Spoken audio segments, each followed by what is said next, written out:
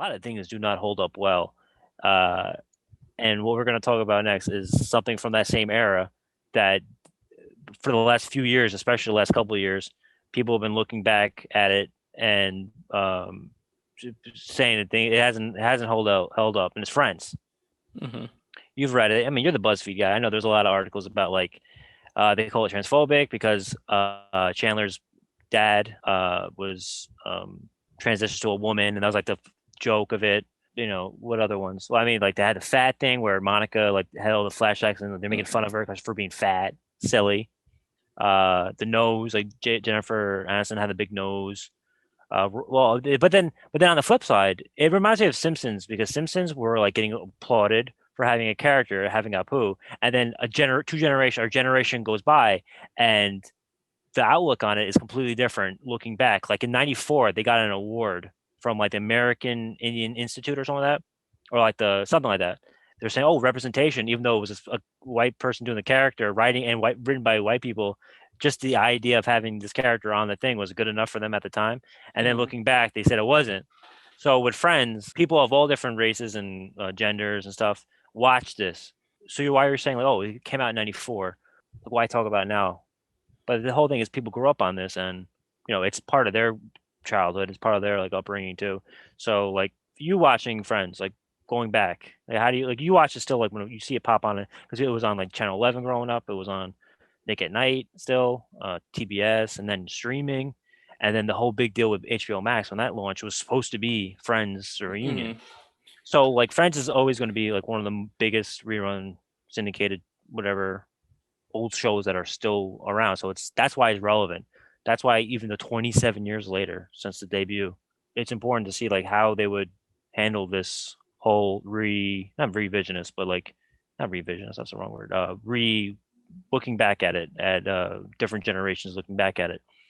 Uh, you know, so Shug, looking back at Friends doesn't hold up, No, and I'm a fan of Friends. but you can still watch it, right? So like I that's would why we're still talking. watch it. I still like the show. Like I growing up, Mm, my mom and my sister used to watch it, so I watched it, but I didn't necessarily like it back then when it was like actually airing every week on Thursday up until its finale. Like I remember watching its finale, and then I remember watching Joey, which was something they didn't even, oh on top yeah. of many other things, they didn't even bring that up on the reunion.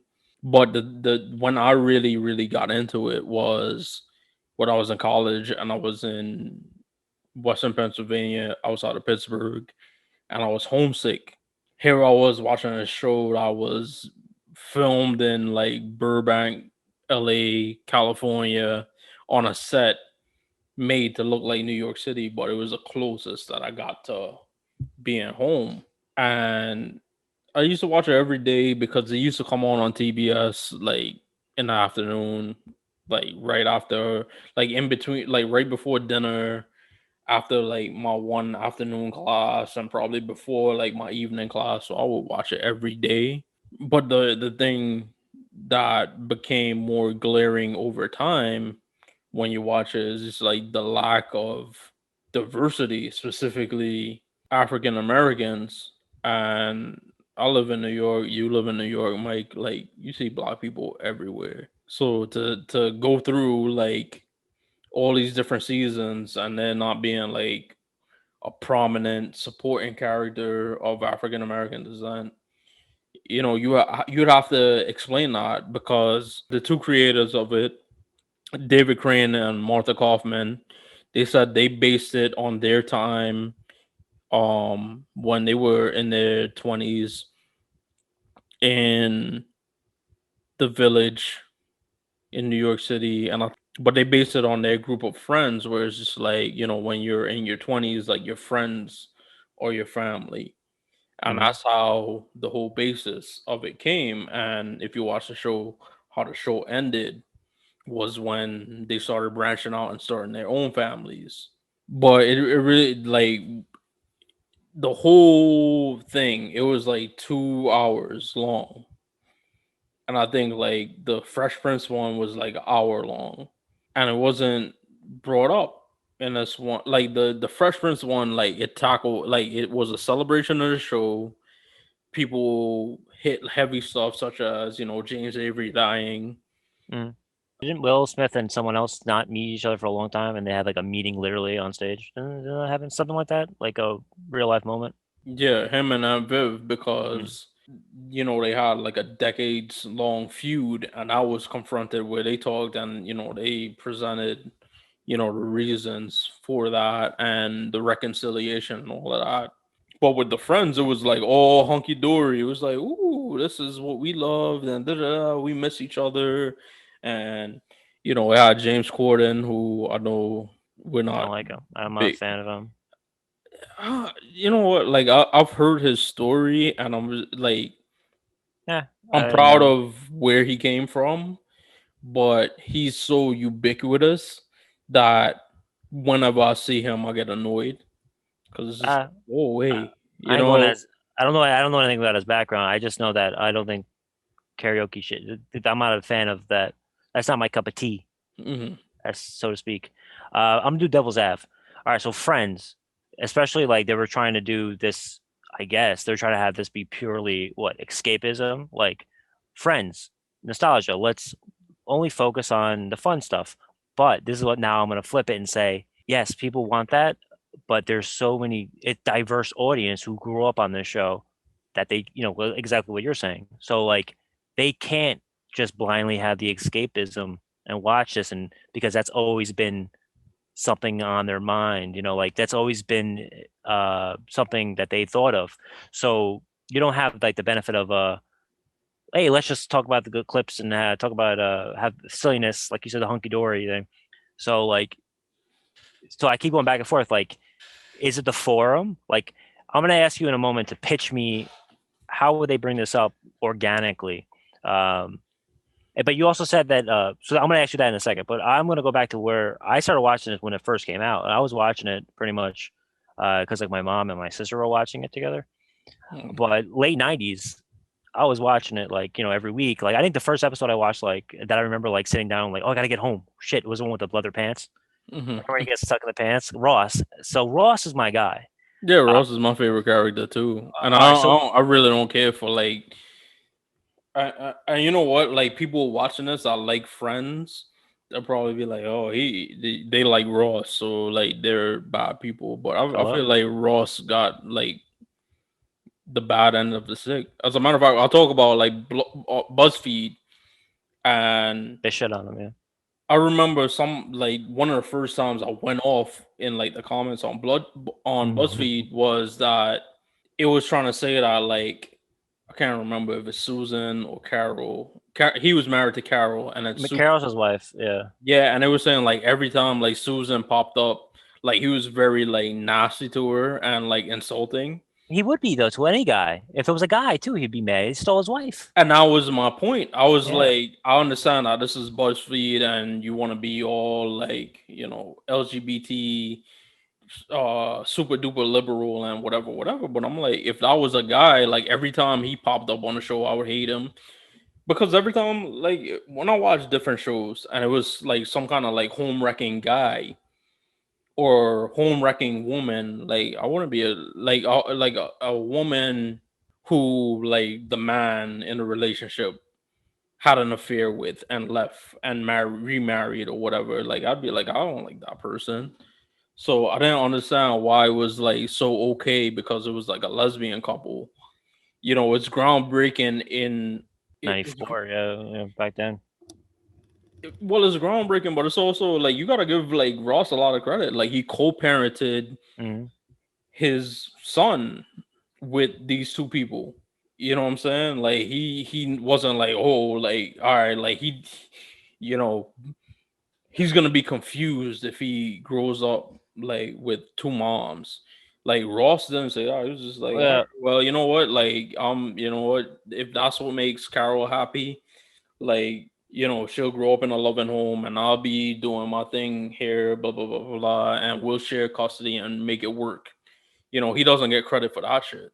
but in the '90s, like they were making jokes about Friends and Seinfeld, saying back in the '90s, they were saying that like, oh, you have a show based in New York and there's no black people. Like people like that was like a whole thing on like Comedy Jam would talk about that. And Chris Rock, someone in the '90s made jokes about that. It was very very like which, which pedestrian jokes which is of funny like, because like Chris Rock was like one of the people that was up for George Costanza.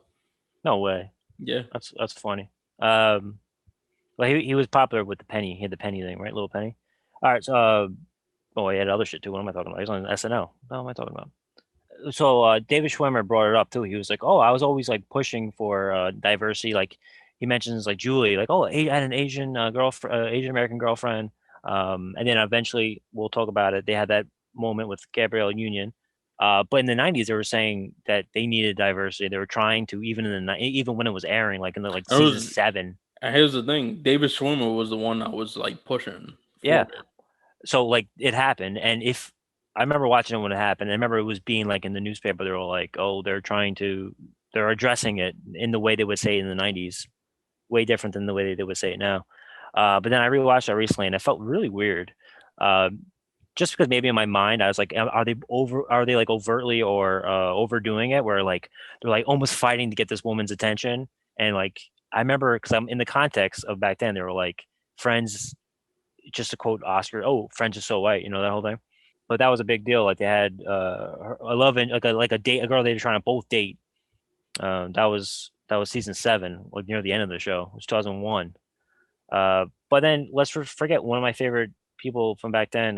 Talk Sue post Aisha Taylor became like a regular, semi Hmm. regular. And she turned it on. She turned on the reunion because she was like, "I was only on like 9 episodes. Why would I be on it?" Yeah. And I was like, oh, She was like, but "I even came and I went. Why would I be on that?" Paul Rudd too. Yeah. So like, why would Hank Azaria wasn't on it either. So he's kind of like he is Brockmire, but he's kind of like laying low for reasons like the whole thing that's similar to this. he's great. He's been great about Yeah, he's like, those things. he, So I don't think that's the reason why. oh yeah, I like him. No, but like And the Paul way, Rudd wasn't on it either. So yeah, but organically, how would they have done this? Like, pitch it. Can you pitch it to me? Like organically, like sitting on like it would feel weird. It would feel forced if like out of nowhere they bring it. They're sitting on well, the, for one, like you have James Corden doing the shit. yeah. Like that was like the first thing. I was just like, oh my god, why is he on this? Like first of all, like he's a CBS guy. Mhm. So like wouldn't it make more sense to have like Seth Meyers or Jimmy Fallon or you And yeah, I know know. It's Lily Warner Bros. Singh. I didn't even realize like Lily Singh is on after both of those guys. Like Maybe she's a big like personality now and she's a person of color. Like why you don't have her like addressing it? that's how you But would do it, that dude. That's how you would do it. You would have it. Oh, I grew up watching this. I didn't see my face on TV, but I still love the show. And then that's the way you organically bring it up. And that's mhm. why we aren't there. But that's how you pitch it. Have someone who is, a fan, and then be like, oh, that's how you bring it up. And you organically bring it up like that. And that's could have been, it would have been Yeah, more. and then it took so long, and then like the black people that were on the show, like when it comes out, like Gabrielle Union, she was like, all right, I think she was on the show in like 2001. So this 2001. is Yeah. like after like Bring It On. So they Mhm. were like talking to her as if like it's the first time she's ever been on like a set of anything, and she thought that shit was like condescending. So she didn't enjoy that experience. So when you did have black people on there, it wasn't like an enjoyable experience. And then yeah, Aisha Tyler, who was just like, yeah, like I was this. I think she what she felt, but she didn't want to put out there in like such overt terms was she kind of felt like the token black person. And it like the show presented like so many opportunities.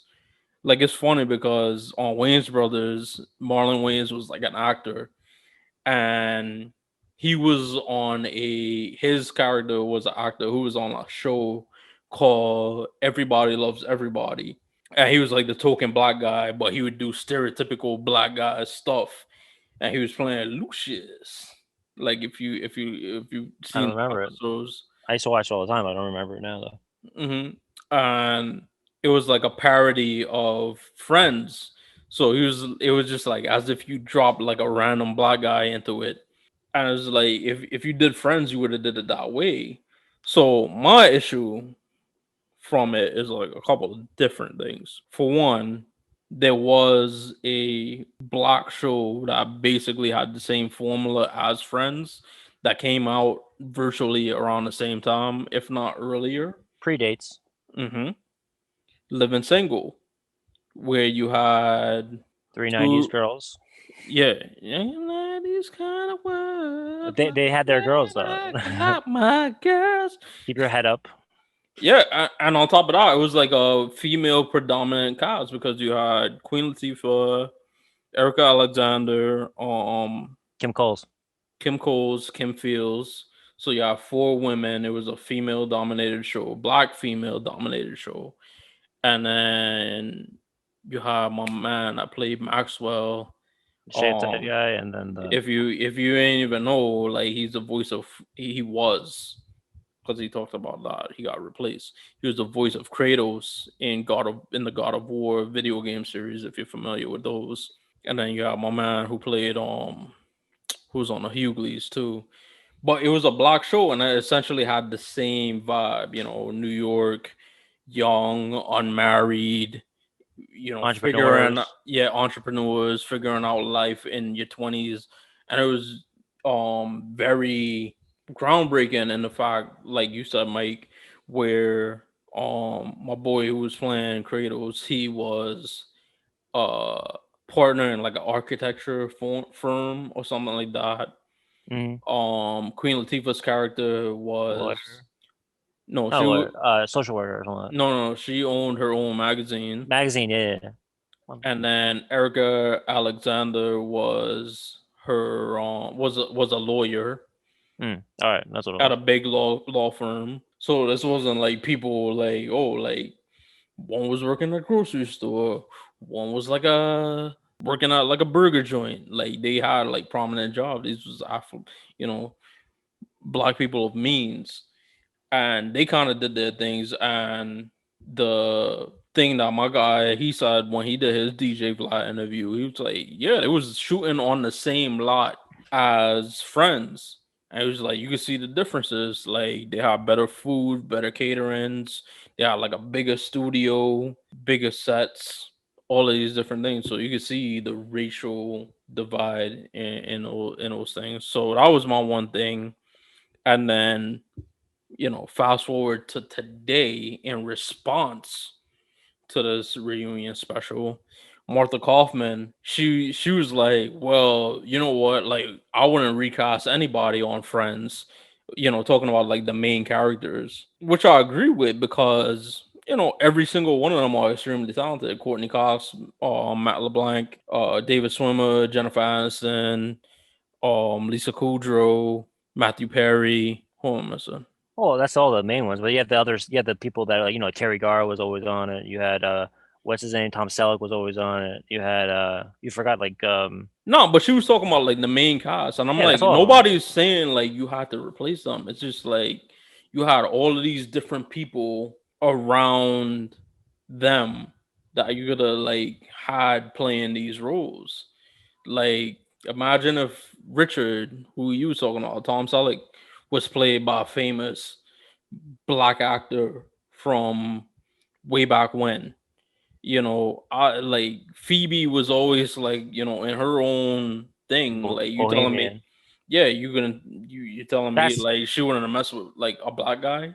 that's the way to they should that's the way to do it because even with Richard, it was a family friend, and these people are these the Long Island. Yeah, I don't know. I wouldn't have seen that happening, but she would have been the perfect like person to introduce a character from like a club. Oh, we're going to this club, we're going to this like very bohemian like club, or even one of her friends, her business partner at the masseuse thing could have been, very hmm easily, very organically. It wouldn't have been so shoving like force it. What Or like about if they had like a Matt random, LeBlanc's co-star could have been or like if they could have had like a random waiter at Central Perk being like the black guy like yeah, and like instead of like the like Gunther's like assistant, and but like he was like a hip here you go, he's like a hip black dude with yeah, like these one liners. And like another character I thought like you could have probably replaced John Favreau. Yeah, he was the one of the boyfriends, Tom Selleck. You had him. Yeah, but I'm saying like they could have hired him because Yeah. he was like that was like the gist where he was like a customer in this Mm. diner that because Courtney Cox was like a chef, so she quit her job and she had to like she couldn't find like any other jobs as like the main chef in like a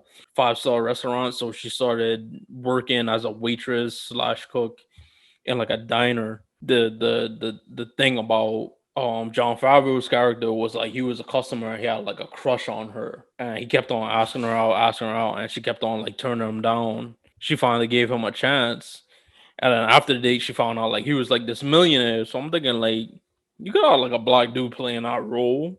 Where it was just like he seemed like just like a regular dude that used to come to this restaurant asking her out. And then she took him out and then found out like, oh shit, he's got like a shit ton of money. Like I think like Two Broke Girls kind of did the same shit with Eric Andre. Like and he was dating I only know Cat. yeah, Kat Dennings' character, and it comes to find out like he was like because he used to live in like a van, and then you come to find out like his fault, like he was biracial, but Eric Andre he looks black with his afro, so it would have been like oh like he's like this rich black guy, but And it takes place in similar type of neighborhood, like of course, Friends is like the Village, and Two Broke Girls is what, yeah, Brooklyn or something like that. Lower East Side. Lower East Side, I yeah, mean I don't know, maybe it is some Brooklyn. something like that. Greenpoint is either Greenpoint or Lower East Side. But yeah, I mean, there's organic ways they could have done it. There's so many ways, and it's like to say, like, oh, all right, well, it was 1994, but you ended the show in 2004. Like you tell me over like these 10 years, it didn't, you didn't realize society changed around you. And then Mhm. among other things, I remember somebody tweeted out when they put out like the guest list with like Mm. Justin Bieber and Lady Gaga and like Cara Delevingne, like all of these people, and it was like now we're gonna be a part of the reunion. Like somebody tweeted, it was like, wow, even a reunion, it's all white, like no black people or something like that. So she responded to that, and she was like, well, Mindy Kaling was on there, and I'm like, Mindy Kaling. Mindy Kaling is like a white girl, like that's like dipped in like chocolate. Like if I heard Mindy Kaling before I saw her, I would think she would look like the blonde from Two Broke Girls. Isn't that her shtick though? Like when she was on Office, when she said Kelly, that was her shtick. Like she talked like a valley girl, or Yeah. like a Paris Hilton. Oh my god, she's such a I mean, joke. I mean, we talked about it in the thing when we was talking about like Kamala Harris, where she was like her daughter was like, "Mommy, is that you?" Oh yeah, this light skinned black woman, is that you? Like, oh my god, like Mindy Kaling like annoys me. Upset, I was like, yo, Kelly. I think Kelly Kapoor is like the most cringe worthy character in television history, hmm, yeah. man or woman. Like she is perverted. In 10 years, on episode 5, whatever it will be, Office is going to be very similar to Friends, where like Office came out. Office have black people on it though. Oh, I know, yeah. I don't mean like that. I meant like my point is like 10 years went by. That debuted like a year after Friends ended, and they had, well, you're right. They had a diverse cast. That was only a year later. Hmm. But I meant with a lot of the jokes were fucking pushing it with like PG-13. I rewatched that. I don't know. I don't know where I was going with that. I just want to say. I just want to bring up that I can't believe that came out 15 years ago. Hmm. Yeah, that's just me feeling sad that I'm old now. But yeah, I'm gonna not defend Friends. I'm gonna say that they're not the show. On one hand, they are the show because so many different types of people grew up on it, and you have to address your fans because you wouldn't be doing a reunion just for yourselves, I don't circle jerk. like I You're said, doing it for your fans. I don't understand how okay, you could defend like it's 1994. You wanted like you're a struggling writer, producer, whatever, and you wanted this show to stay. And it's just like, okay, so these are the six best people we could get. But my thing is, like going over the years, the famous thing about Friends was that all six main characters and the actors they went to the negotiating table Right. together, and it was Yes. less like, listen, like whatever Jennifer Aniston's getting is the same thing Matthew Perry and Matt LeBlanc is getting, like, or else we're not doing this thing. And it carried over to the reunion too. They weren't going to do a reunion unless they all did it. And It's 30 years of that stuff, you know. I love all those people. Like, remember, I love Lisa Kudrow. I love, like, I'm a big fan of Matthew Perry. Matt LeBlanc is doing the best, like TV wise. He got Hmm. awards last year. He's kicking it. He's embraced. He looked the most natural. But the Clips. only person that was in there using their negotiating pool to get some type of color on that show was David Schwimmer, and his character is the one character that gets the most shit. Mm. So me and you, we've been supporting. We're Ross guys, No, well, yeah, whereas a lot I'm a Ross guy. We're gonna make that shirt. That's gonna be on our website. Ross It's gonna be guy. it'll be on our website soon. But you said the character gets the shit. No, the actor gets shit too because he had this whole thing where he bought a mansion in real life. Like he bought a mansion in Manhattan that was like the 1800s, and it was like a New York or United States historic, whatever. So a site like BuzzFeed, I don't want to completely just say it was BuzzFeed because it could have been some other website. It was like David Schwimmer is like the worst person on earth. It was like just like talking about the man, the actor, saying like he does all this defaming the man, not the character, not the actual, not the Ross, Hmm. because like he completely remodeled the place, and people are like, oh, you're destroying the neighborhood and things like that. So he gets shit on in real life too, Well, you and know what? he had to go to the U.S. He's in the UK now.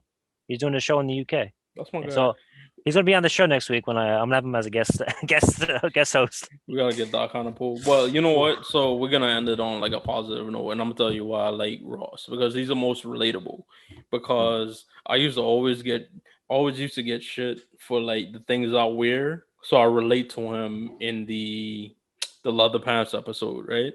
Oh yeah. And then my personal favorite episode of the show was the episode where he's trying to get to the bottom of who has been eating the sandwich. Yeah. And he's Yeah. like, "You ate my sandwich," and it's just like anybody who's had like some food that you're waiting to get to, Oh yeah. It's violation. and somebody ate it or somebody like threw it out, and then you find out who it is, and it's just like you want to like choke that person. Like, it's so relatable. And then just the fact, like, the marriage thing, like, that's the one thing like people hold over his head, like the fact that like he's been like divorced like all these times. Like, first of all, like his first wife married him, and she might have been bisexual or lesbian, so she really didn't have like no right like marrying him, and like should have told him the truth. Emily, No man, he toyed with that. He got toyed. she basically told him like he could never speak Hmm. to Rachel ever again. And even though like him and Rachel were like lovers, they were still friends. So that was kind of like a territorial thing. And then lastly, Rachel, like, they got married in Vegas. So why was it all on him to get the divorce shit done? Like, that's on Rachel. She should have. Yeah. And they admitted on the show that they were on a break, Yeah. That's another thing. both of them. I was on a break, but also I was actually that me and my girlfriend our first like Halloween together. We were drunk, Ross and Rachel. I had the hello, Mr. Mrs. Rachel or Mr. Rachel, whatever it was in the cat thing. Hmm. And I remember like I was wearing it just for fun. I wasn't indulging that day. I was just on the train, and these like kids, I guess this was like 5, 7 years ago, but they were like, "What are you supposed to be?" And they're like all like assaulting me with their lushness. They're all over me. And I'm like, "Have you ever seen Friends?" Oh yeah, yeah. It's just really annoying. But you forgot about Julie. So Rachel had They no didn't get right. married. No. I just meant just hear me out. Rachel had no right to lay claim because they were just still friends. I didn't really do anything, and Julie was like completely alienated from the group right away, and like you're supposed to root for Rachel. Like you're rooting for Rachel, and she's being a piece of shit. Ross got the short end of the stick, and also I'm a Ross guy also because of his sound, his keyboards. So that always made me laugh because I used to make music too. Hmm. Yeah, so Ross, you tried. Ross guys. Ross guys all the way. Ross Trademark. Geller.